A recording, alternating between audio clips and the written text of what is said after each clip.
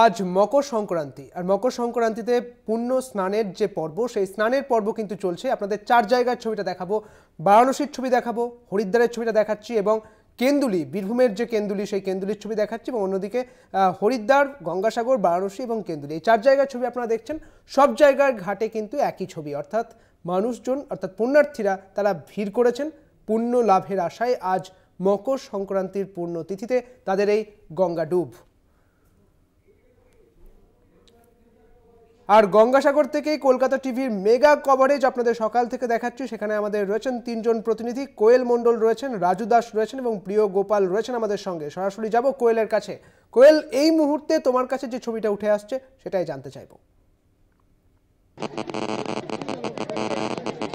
একদমই দেখো, তোমাকে জানিয়ে রাখবো প্রশাসনের তরফে যেমনটা খবর, মকর সংক্রান্তির পুণ্যস্নানের আগে শনিবার দুপুর পর্যন্ত এই গঙ্গাসাগরের বেলাভূমিতে ৬৫ লক্ষ পুণ্যার্থীর সমাগম ঘটেছে এবং মকর সংক্রান্তি উপলক্ষে কিন্তু আজকে সেই সংখ্যাটা আরও অনেকটাই বেড়ে গিয়ে দাঁড়িয়েছে এবং গঙ্গাসাগর মেলাকে ঘিরে এবারে কিন্তু পুণ্যার্থীর একটা যে সংখ্যা সেই সংখ্যা রেকর্ড সংখ্যায় গিয়ে দাঁড়াবে বলে অনুমান প্রশাসনের।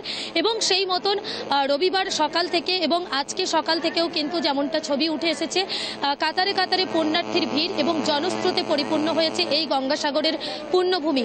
একদিকে চলছে লাগাতার পুণ্যার্থীদের পুণ্য স্নান, অন্যদিকে চলছে গঙ্গাসাগরের যে সমুদ্র তট সেখানে কিন্তু পূজা আরতি এবং সেখানেই কিন্তু শঙ্খধ্বনি, উলুধ্বনি, প্রদীপের শিখা, ধূপধুনার গন্ধে একেবারে মোহময় হয়ে উঠেছে গঙ্গাসাগরের সমুদ্র তট।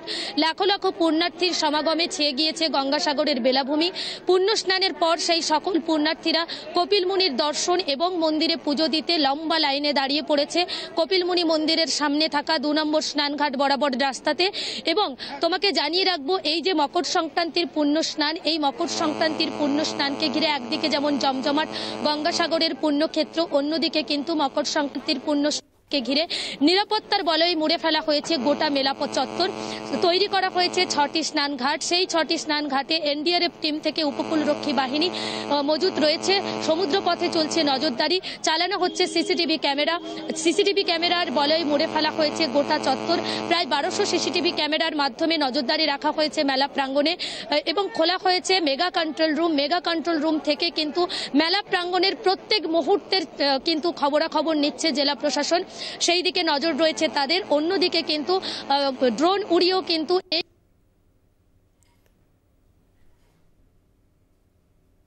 একদমই কোয়েল, তুমি আমাদের সঙ্গে থাকো। কোয়েল যেমনটা বলছিল যে কপিল মুনির আশ্রমে এখন একেবারেই লাইন দিয়ে দাঁড়িয়ে রয়েছেন পুণ্যার্থীরা। সরাসরি যাব রাজুর কাছে যাব। রাজু, কপিল মুনি আশ্রমের সামনে থেকে রয়েছেন। রাজু, এই মুহূর্তে কপিল মুনির আশ্রমের সামনে ঠিক কিরকম ছবি উঠে আসছে?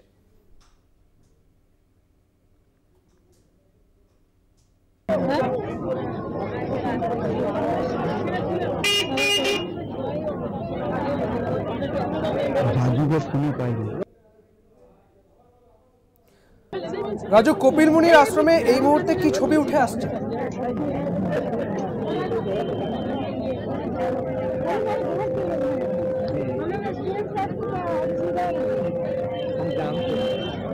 আবারও আমরা যোগাযোগ করার চেষ্টা করব, তুমি আমাদের সঙ্গে থাকো। রাজু, আমাদের সঙ্গে থাকো।